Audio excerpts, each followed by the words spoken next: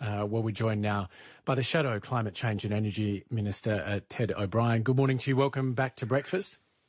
Thanks very much, Hamish. Nice to speak to you. War profits. That's what Chris Bowen says these companies have been taking. Do you accept that? No, because I think he's trying to change the goalposts here. What he just told you in that interview is that he thinks the intervention by government is going swimmingly well.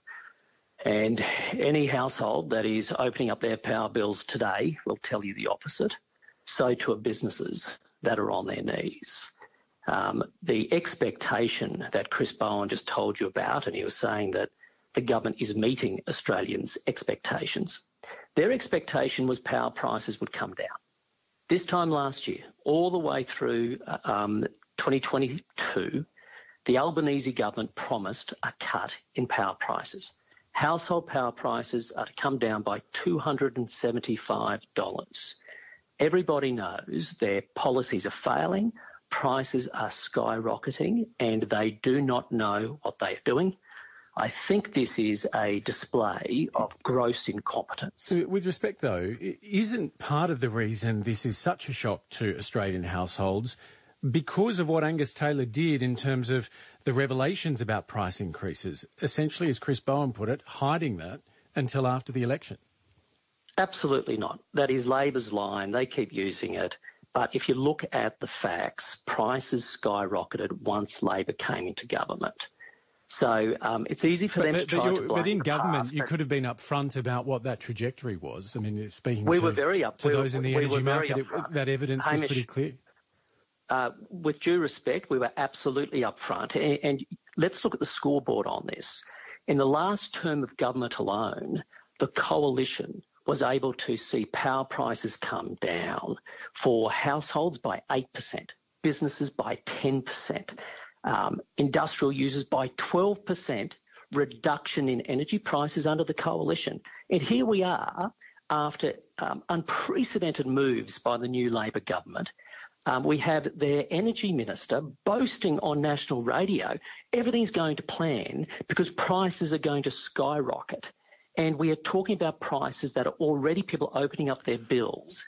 And it's way over the worst case scenario that Jim Chalmers was predicting even before this intervention. Ted O'Brien, to be fair to the minister, to be fair to the minister, I don't think that's quite what he said. He said the intention was that he wanted to stabilise the price in the longer term, and that because of the way in which the retailers contract with the suppliers, we're not going to see the results of the cap for some time. Do you accept that that is how the market works, and that we won't see the benefit, if there is one, of a price cap for some time? I reject any suggestion that the unprecedented government intervention by Anthony Albanese and Chris Bowen will stabilise the market. And here is the problem. But that wasn't my question. Do you acknowledge that it will take some time to flow through? That's my question. In terms of their intervention? Yes. I think it's flowing through today. This is the very point. The intervention of the Albanese government is flowing through to people's prices, and it's going up. They are making this situation worse. And here's the problem. This is not new news. They were warned about this by industry experts, independent experts, before taking this market intervention. It wasn't just the coalition, but they ignored that advice. Sure enough, the consequences are coming. For our listeners' benefit, how do you say the evidence is clear that what they've done has led to higher retail prices? What's the link that you're making? Well, there's two things. One is the retail prices they are seeing today, and two, the indications we are having from businesses, from retailers, and from the producers of gas in Australia that there are supply problems. Once you have a restriction on supply, prices go up. But to be clear, the ACCC says that there isn't a supply issue, that there is actually additional supply available that is not contracted. So are you saying the ACCC is wrong? The ACCC made it very clear last year that they have I'm talking about the ACCC yesterday on this program, said pretty plainly that there is an additional supply available that is not contracted. Are you saying they've got it wrong?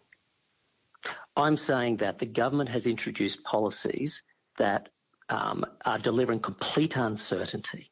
So the ACCC can make a forecast. With respect, Ted O'Brien, you've just said that there's a supply issue. The ACCC says there's an issue. You have to tell us the rules of the game. They cannot tell the rules of the game. None of them can answer the questions. And that gets to the problem we have right now. There is mass uncertainty, and that is a display of gross incompetence on the part of the Albanese government. Ted O'Brien, appreciate your time this morning. Thank you very much. And yours, Hamish. Thanks very much.